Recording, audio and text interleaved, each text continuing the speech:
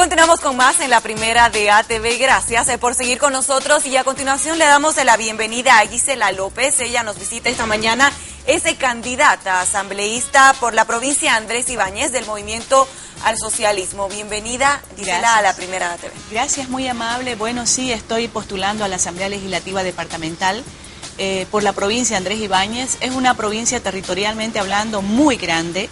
Es decir, juntamente con la provincia Murillo de La Paz, son los territorios más grandes que hay en Bolivia en realidad. Entonces es un reto enorme. La provincia Andrés Ibáñez está integrada por el municipio de Santa Cruz de la Sierra, que tiene casi 1,5 millones de habitantes. Es decir, en términos territoriales es grande, pero en términos poblacionales es significativamente grande. Está el municipio de La Guardia, El Torno, Porongo, Cotoca. Entonces estaré haciendo campaña estos meses hasta antes del 29 de marzo, que es el día de la elección, en Santa Cruz de la Sierra, en Porongo, en La Guardia, El Torno. Estoy construyendo propuestas para este territorio, como le decía antes de empezar la entrevista. Gisela, la pregunta del millón. Anoche el Tribunal Departamental Electoral dio a conocer ya cuántos candidatos fueron habilitados y cuántos no. ¿Está confirmada su candidatura? ¿Fue habilitada para las próximas departamentales? Bueno, yo confío en que sí, no he revisado, pero yo le comento que he cumplido estrictamente y al pie de la letra con todos y cada uno de los requisitos. Una compañera mía estuvo ayer averiguando y sí estoy registrada, yo no lo he visto, pero estoy muy confiada en que como ciudadana responsable he presentado todo conforme ha sido estipulado, ¿no? Bueno, hablemos de las tareas pendientes y justamente conversábamos de eso hace un momento, que es la adecuación de los estatutos autonómicos, ¿no? Que se ha hablado muchísimo y ha habido muchas opiniones con respecto a este tema en estos últimos tiempos. Es cierto, en realidad tenemos deudas muy importantes con Santa Cruz en el campo autonómico. No hay autonomía en Santa Cruz, precisamente por la falta de voluntad política que ha habido estos 5 años. Mire usted, yo postulo a la Asamblea Legislativa Departamental, es el Parlamento Departamental, no es cualquier cosa, no es parte de la autonomía. Entonces, si nosotros no cualificamos ese espacio parlamentario, si nosotros no aprovechamos ese espacio parlamentario para hacer leyes, para adecuar el estatuto, era la tarea más importante que debió llevarse adelante estos 5 años, pero no se hizo. Bueno, ahora nosotros lo vamos a hacer. Queremos llegar a la Asamblea Legislativa Departamental y como primera tarea es precisamente la adecuación del estatuto a la Constitución, cumpliendo un mandato constitucional y cumpliendo también lo que la gente decidió antes de la Constitución en Santa Cruz respecto de la autonomía. Aquí se pidió autonomía por masa, miles de personas gritaron autonomía en Santa Cruz, pero esa autonomía ya está en la Constitución y no le hemos respondido como corresponde al pueblo cruceño. Lo vamos a hacer. Usted misma lo dijo, no hay autonomía en Santa Cruz. ¿Por qué? ¿Por qué aún no hay la autonomía en Santa Cruz? ¿Por qué no se han adecuado todavía los estatutos? Mire, yo pienso que por falta de voluntad política, aunque no es momento de críticas, cualquier crítica puede ser interpretada como electoralista, ¿no es cierto? Pero más allá del momento, yo pienso que por falta de voluntad política, no se olvide usted que el modelo de autonomía que tenemos constitucionalizado es fruto de un momento de polarización política muy complejo en Bolivia. Por un lado, sectores radicales que plantean una autonomía que era como más o menos crear un estado paralelo desde Santa Cruz. Y por otro lado, movimientos y sectores sociales que planteaban autonomía indígena, la autonomía campesina. Entonces, pero además un momento de polarización política demasiado extrema, donde incluso se llegó a poner en riesgo la estabilidad democrática de Bolivia.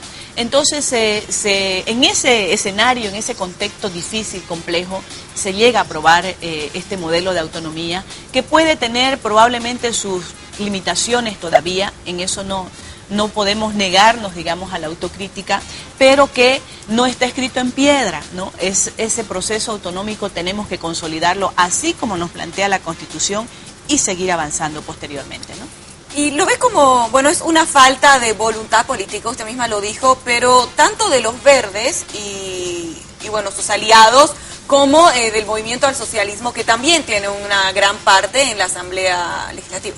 Mire, yo no quiero deslindar responsabilidades de nadie, creo que debemos ser críticos, pero también autocríticos. Sin embargo, le debo explicar de que la Asamblea Legislativa Departamental tiene 28 miembros.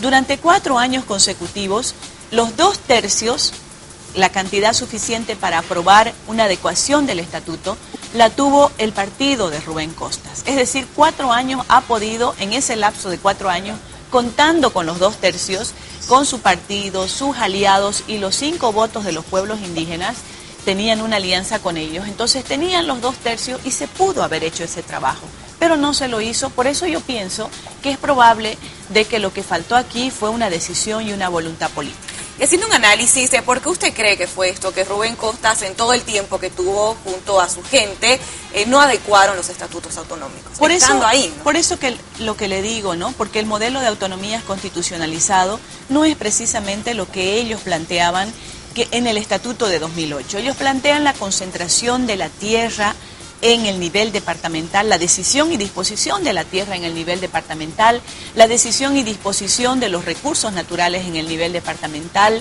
la decisión respecto de la justicia en el nivel departamental. Entonces, decisiones que tienen que estar en manos de un gobierno nacional en consideración de que somos un Estado unitario, ¿no? Entonces, sin embargo, este modelo constitucionalizado al que se resiste una parte de la clase política cruceña fue concertado, consensuado y acordado en Cochabamba antes de que se someta la Constitución a un referéndum. O sea que también hubo una voluntad de parte de ellos que suscribieron acuerdo, del partido de Rubén me refiero, y llegaron a un acuerdo para que esa sea la autonomía en la Constitución. Pero ahora se resisten y una prueba es no tener el estatuto, ¿no? Pero más allá de eso, yo le digo que este no es momento probablemente de cuestionar, ¿no? Me parece que es el momento de aportar y de construir.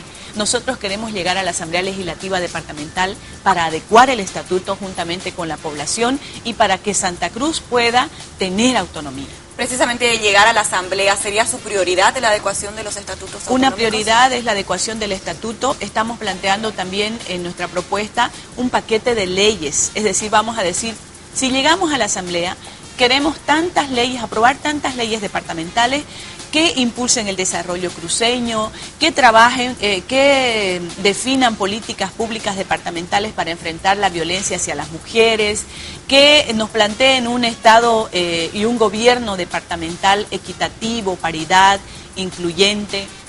Y justamente todas las encuestas señalan que el tema de inseguridad ciudadana en Santa Cruz es alarmante. En los últimos tiempos se han visto muchísimos casos, incluso ahora que hablaba de la violencia contra la mujer, de feminicidios, ¿no? ¿Cómo planean manejar este tema? Bueno, el tema de la seguridad ciudadana, ya existen políticas nacionales y es necesario de que haya un nivel de articulación entre los diferentes gobiernos. El gobierno nacional, el gobierno departamental también tiene su responsabilidad.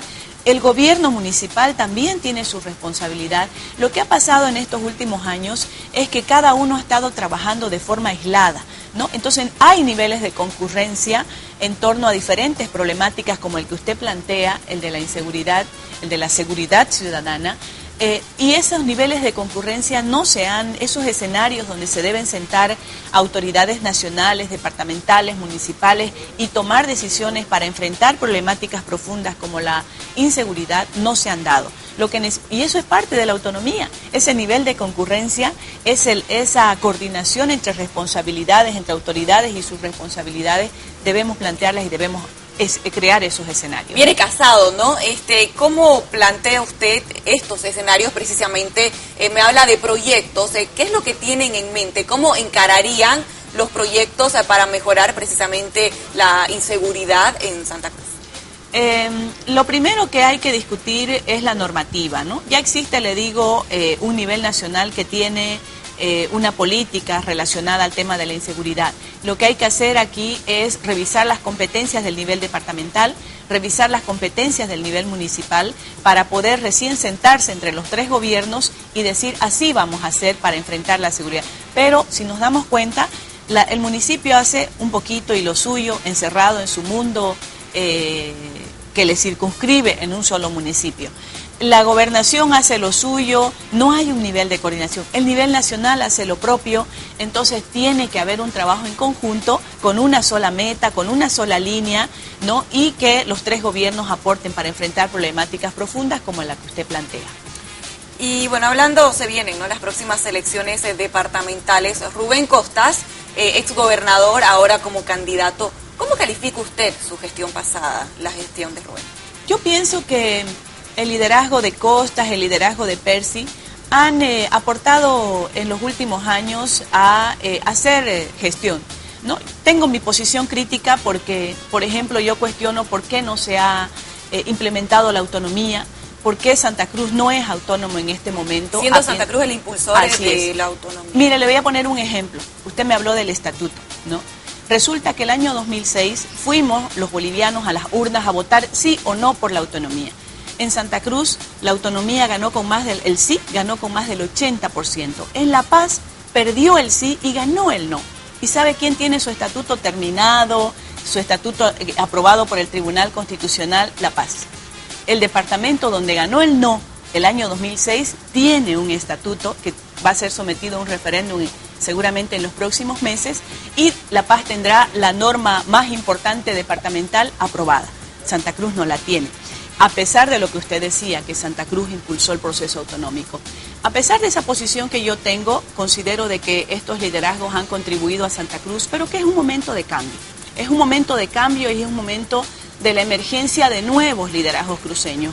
Yo soy cruceña, considero que pertenezco a los nuevos liderazgos en Santa Cruz y quiero llegar a la Asamblea Legislativa Departamental para trabajar, para impulsar el proceso autonómico, para trabajar en la temática relacionada a nuestros derechos como mujeres, para trabajar en un programa de inclusión de segmentos de la sociedad cruceña, indígenas, jóvenes. Los jóvenes son los más marginados en este momento. Tenemos un proceso de inclusión de segmentos indígenas en el proceso de la constituyente, pero las juventudes están al margen todavía de estos procesos de cambio y yo quiero trabajar con ellos, quiero trabajar con las mujeres, ¿no?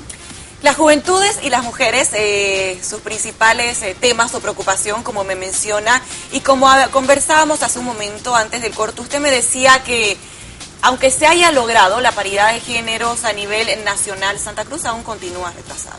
Bueno, fíjese usted que en este momento, y producto de las elecciones del 12 de octubre, tenemos alrededor y más del 50% de representación de mujeres en la Asamblea Legislativa Plurinacional. Eso nos ubica en el segundo puesto a nivel mundial de inclusión de mujeres en el legislativo más importante de un país. Somos el segundo a nivel mundial, nos están mirando desde el extranjero, organismos internacionales, con muy buenos ojos respecto a los avances que tenemos en cuanto a inclusión política de la mujer. Sin embargo, en los niveles subnacionales, le decía yo, que todavía esa representación no ha llegado ni siquiera a ser paritaria, ¿no? Nosotros queremos plantear, con nuestra incorporación en la política departamental, que todos estos logros que hemos tenido a nivel nacional se puedan también realizar en Santa Cruz. Queremos tener un gobierno departamental paritario, queremos tener un gabinete departamental paritario, como lo tuvo el presidente Morales por primera vez en la historia en su primera gestión. Queremos tener una Asamblea Legislativa Departamental paritaria, donde haya ese nivel de equilibrio y de equidad hombre-mujer. Los pueblos del mundo, la mitad de cada pueblo es mujer, la otra mitad es hombre, no solamente en términos numéricos, sino también en términos de complementariedad. Entonces queremos trabajar a nivel departamental precisamente para lograr esto que se ha logrado a nivel nacional, lo tengamos también en Santa Cruz, donde las mujeres todavía somos marginadas y discriminadas. Perfecto, muchísimas gracias por haber venido a la primera de ATV. Gisela López, candidata asambleísta por la provincia Andrés Ibáñez. Muchísimas gracias por su tiempo. Gracias a usted, muy amable. Continuamos con más información, Pamela.